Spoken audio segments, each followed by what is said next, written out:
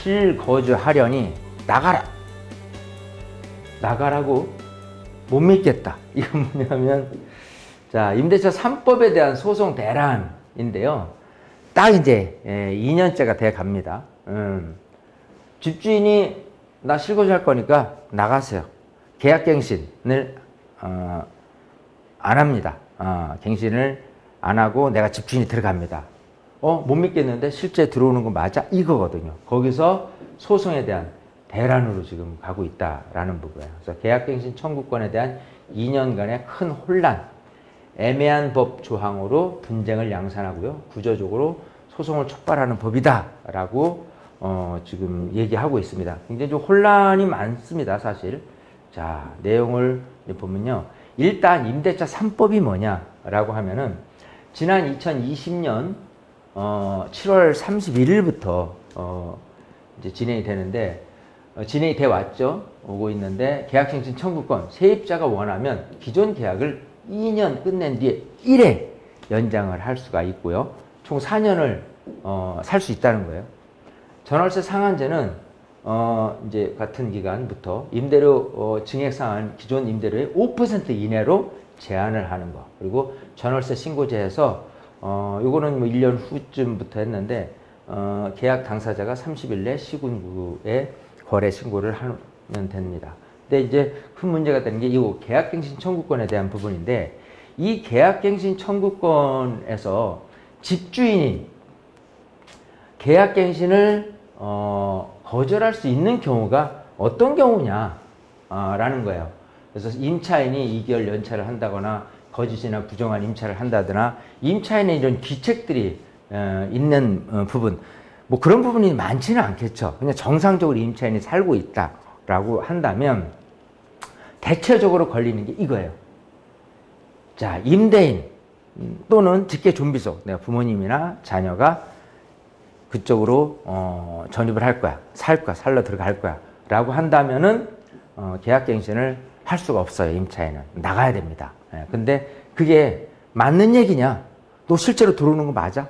라는 부분에 대해서 소송으로 번지고 있다는 거예요. 그래서 여기서 보면 집주인의 실거주 목적의 계약갱신 거절에 대한 최근 법원 판례가 뭐 남부 지방 법원에서는 실거주 사유에 따른 거절이 남용되면 계약갱신 요구는 의미가 없어질 우려가 있기 때문에 일단 임차인 손을 들어주는 편이었고, 자, 수원지방법원에서는 집 매수했을 때 기존 임차인이 있는 경우에 이것도 많이 해당 사항이 많이 있거든요. 계약갱신 요구권도 집주인에게 승계가 돼야 된다라고 했는데 항소심에서 뒤집혔어요. 그래서 이거를 집주인 입장에서는 나 들어가서 살라고 했는데 붕 뜨잖아. 너가 계약갱신을 요구하기 때문에 나는 그 기간 동안 기다려야 돼 라는 부조리라고 생각해서 항소심에서 뒤집혔습니다.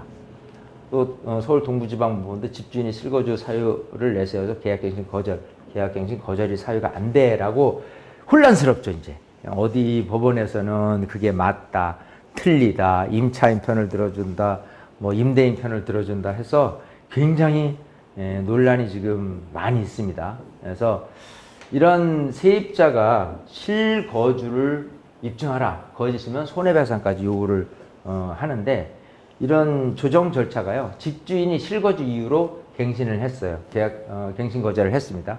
임차인의 분쟁조정위원회에 조정 신청을 했고요.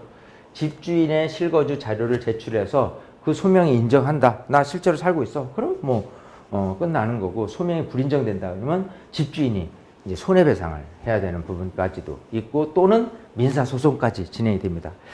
이런 제도, 불합리한 제도에 의해서 이런 분쟁이 계속해서 쌓여만 간다는 게 자체가 이 법이 맞는 거냐, 누구를 위한 법이냐, 이런 얘기를 지금 굉장히 많이 하고 있거든요.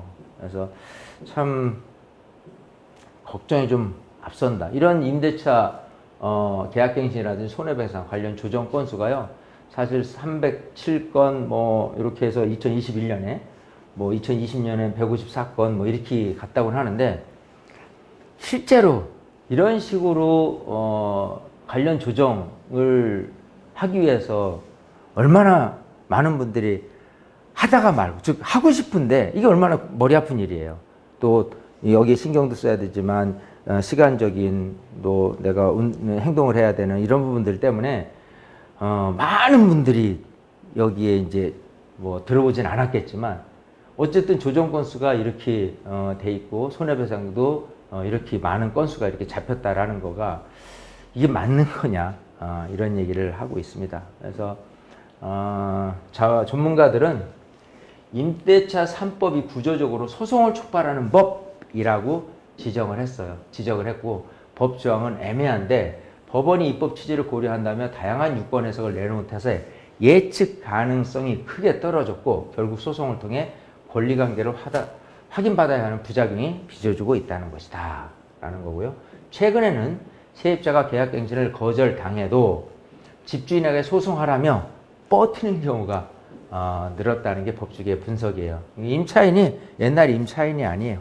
노동자가 옛날 노동자가 아니듯이. 물론 권리에 대한 부분도 좋을 수 있습니다만은 어쨌든 주변 전셋값이 워낙 뛰어서 당장 이사가기가 마땅치 않은데 소송기간 대략 6개월 동안에 기존 집에서 살 수 있고 합의 과정에서 위로금도 받을 수 있기 때문에 그럼에도 불구하고 보증금을 떼거나 딱히 손해볼 건 없기 때문에 임차인은 그냥 눌러 사는 거예요. 또 임대인이 알아서 소송을 걸든지 말든지 이렇게 하면서 버티는 사례들이 많이 좀 늘어나고 있다. 좀 사회적 부조리가 양산되는 게 아니냐라는 언급도 굉장히 많이 하고 있는 거예요. 자, 우리나라는 임대제도 특성상 집을 소유하고 있지만 새 들어 사는 가구가 많은데 일방적으로 임차인의 권리만 극대화하면 결국 탈이 날 수밖에 없다며 임차인을 보호하려는 여러 조치들이 오히려 임차인에게 부메랑으로 되돌아올 수도 있다고 지적을 했고요. 정부는 제도 도입 초만 해도 전월세 시장이 안정될 거라며 시장의 문제 제기를 일축하다시피 했지만 최근 제도 개선으로 방향을 급선회했습니다. 국토부 관계자는 일부 실익도 있지만 각종 부작용과 시장 혼선을 초래한 측면도 있다면서 국회의원 원구성이 이루어지는 대로 대안을 제시할 계획이다 라고 말했습니다. 자, 어쨌든 이렇게 민주당에서 임대차 3법을 강행해서 했는데 결국은 2년이 돌아온 시점에서는 집값, 이제 전세금 폭등도 지금 야기시키는 원인이 또 되는 것도 부메랑일 수도 있다라는 거. 그냥 시장 경제에 놔뒀다면 어땠을까 하는 생각도 갖게 됩니다. 그래서 좀 이렇게 좀 좋은 보완책이라든지 이런 부분이 좀 나왔으면 하는 바람입니다.